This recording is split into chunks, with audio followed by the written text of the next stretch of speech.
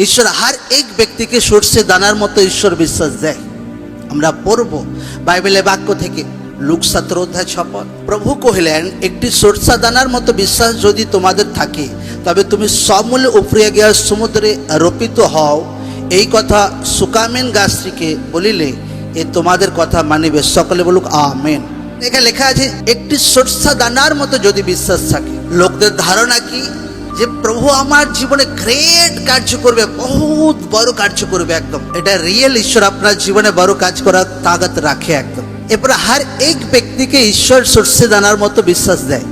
हर एक व्यक्ति के সমান ঈশ্বর বিশ্বাস দেয়। কোনো পাস্টার বলুক, কোনো বিশ্বাসী বলুক, কোনো ভলেন্টিয়ার বলুক, কোনো প্রচারক বলুক, কোনো বিজনেসম্যান বলুক মণ্ডলীতে, हर एक व्यक्ति के, কোনো স্টুডেন্ট বলুক।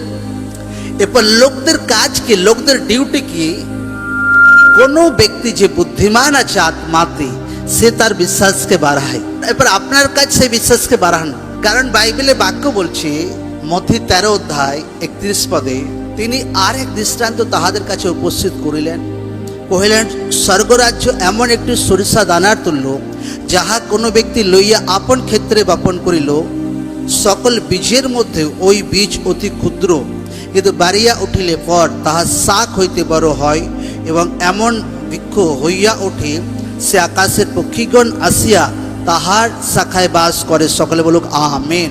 हर एक व्यक्ति के সরষে দানার মতো বীজ দেওয়া হয়, কিন্তু লোকদেরকে ধ্যান রাখা দরকার আছে যে সরষে দানা যে বীজ আছে তার মধ্যে কোয়ালিটি আছে ভাই।